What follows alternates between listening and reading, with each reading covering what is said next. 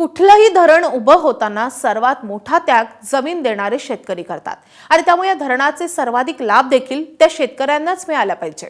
गोसेखुर्द या विदर्भातील सर्वात मोठ्या राष्ट्रीय जलसिंचन प्रकल्पामध्ये मात्र असं होताना दिसत नाहीये।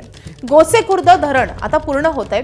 या धरणातील प्रचंड पाणीसाठ्यातून धरणाच्या वरच्या बाजूला तसंच वैनगंगा नदी पात्रात मोठ्या प्रमाणावर बॅकवॉटर पसरलाय आणि त्यामुळे धरणाच्या वरच्या बाजूला शेकडो शेतकऱ्यांच्या जमिनी पावसाळ्यानंतर अनेक महिने पाण्याखाली बुडीत असतात। बॅकवॉटरमुळे पाण्याखाली गेलेल्या शेतकऱ्यांच्या जमिनी आता जलसंपदा आणि महसूल विभागाकडून अधिग्रहित होत आहेत। मात्र त्या प्रक्रियेमध्ये मोठ्या प्रमाणावर गैरव्यवहार होत असल्याचा आरोप शेतकऱ्यांनी केलाय।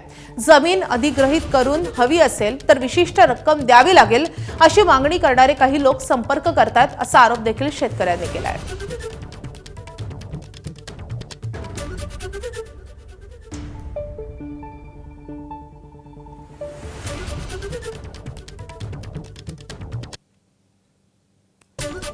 तर गोसेखुर्दला नेमकं काय घडतंय, कसे गैरव्यवहार सुरू आहेत आपण पाहतोय ग्राफिक्सच्या माध्यमातून। गोसेखुर्दचं बॅकवॉटरचं पाणी वैनगंगेच्या पात्राबाहेर येतंय आणि जमनी आणि अन्य गावातील शेती ही बुडीत जातीये। फेब्रुवारीतही जमिनी पाण्याखाली गेलेल्या आहेत तरी जमिनी बॅकवॉटर अधिग्रहण प्रक्रियेच्या बाहेर आहेत। बॅकवॉटरचं पाणीच नाही अशा जमिनींचं मात्र नुकसान भरपाईसाठी अधिग्रहण केलं जात आहे। एबीपी माझानं वस्तुस्थिती तपासल्यानंतर शेतकऱ्यांच्या तक्रारीमध्ये तथ्य आढळून आलंय। वैनगंगेच्या प्रवाहापासून दूर असलेल्या जमिनींना 42 कोटींची भरपाई देण्याची तयारी सुरू आहे। अधिग्रहण दाखवायचे तर पैसे द्या अशी दलालांची शेतकऱ्यांकडे मागणी होतीये। पैसे न देणाऱ्यांना या सगळ्या प्रक्रियेमधून वगळण्यात आलंय। शेतकऱ्यांच्या महसूल आणि जलसंपदा विभागाकडे लेखी तक्रारी आहेत पण या तक्रारींकडे दुर्लक्ष होत आहे। एका शेतकऱ्याची खंडपीठातही धाव झालेली आहे। खंडपीठाची नियमाप्रमाणे काम करा अशी तंबीही मिळाली आहे तरीही पहिले पाढे 55 अशी स्थिती आहे।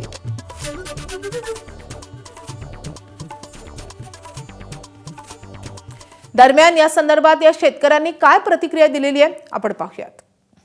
पाणी अशाच पद्धतीने राहते साहेब।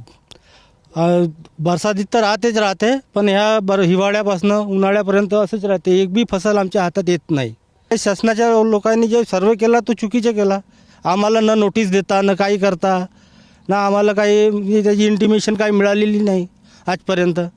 बाकायदा आम्ही बघतो तो त्यांच्या पेपरामध्ये लिस्टवर नाव येऊन राहिलं आहे। खूप डाऊन असल्यामुळे पण अजूनही कोणी इथं सर्वेला आला नाही। ड्रोन वरतून फिरते।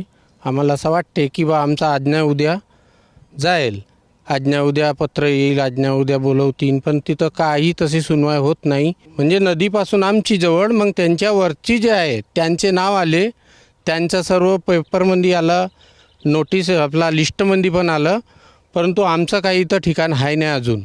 जे काही त्यांना पैसे देत आहे त्यांचे नाव येत आहे कारण की तुम्ही आता प्रत्यक्ष बघू शकता ज्यांचे नाव आले आहे लिस्टमध्ये त्यांची जागा पूर्णपणे ते त्याच्याच पाणीचा एक थेंब नाही आहे आणि इथं पाणी भरलेली जागा आहे ते त्याला कन्सिडर नाही करत आहेत ज्यांनी पैसे दिले नाही। त्यामुळे आम्हाला वाटते की हे लोकांना जे त्यांनी सोडला हे कन्सिडर करून की आता कोणी बोलणार नाही याच्या मागं, एकदा नाववाला लिस्ट झाली तर हे झोपणारच राहणार आहे आणि आम्ही ते ना एक तरीकेचे त्यांनी आपला भडास काढली आमच्याकडे। नाल्याला लागून आमची खेती आहे म्हणजे सर्वात अगोदर त्यांना करायचं असेल तर माझी जागा, भाऊची जागा यांना पहिले त्यांना मोजायला पाहिजे होतं आणि त्यांचं नाव टाकायचं होतं। मी नंतर पाहिलो पेपरमध्ये पाहिलो तर माझ्या वरचे खेतचे नाव येऊन राहिले ना माझं नाव नाही आहे। गायदाने भाऊ माझ्या बाजूला माझ्या शेती आहे त्याचं नाव नाही आहे तर नाही। अरोरा भैया यांची खेतीमध्ये पाणी येणार त्यांचं नाव नाही आहे।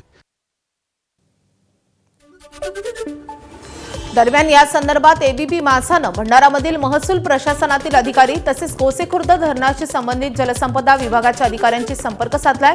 या संदर्भात आमचे प्रतिनिधी रजत वशिष्ठ यांनी काय माहिती दिली आहे आपण पाहूया। भंडारा जिल्ह्यातील जमनी गावातील जमीन अधिग्रहणासंदर्भात होत असलेल्या पक्षपातासंदर्भात आम्ही भंडारा जिल्ह्यातील महसूल प्रशासनातील अधिकाऱ्यांना भेटलो. मात्र जमिनीचे अधिग्रहण जरी महसूल प्रशासनाकडून केले जात असले तरी कोणती जमीन बुडीत आहेत आणि कोणती जमीन बुडीत नाही याचा निर्णय गोसेखुर्दचेच म्हणजेच जलसंधारण विभागाचे अधिकारी करतात आणि त्यांच्या अहवालाप्रमाणेच आम्ही अधिग्रहणाची कारवाई करतो असं महसूल प्रशासनातील अधिकाऱ्यांचं म्हणणं आहे. त्यामुळे जमनी गावातील जमीन अधिग्रहणासंदर्भात जे काही आरोप होत आहेत त्या संदर्भातले उत्तर जलसंधारण विभागातील अधिकारीच देऊ शकतील असं महसूल प्रशासनातील अधिकाऱ्यांचं म्हणणं आहे. कॅमेरामॅन अतुल हिरडेसह रजत वसिष्ठ, ABP माझा, भंडारा. ABP माझा, उघडा डोळे बघा नीट.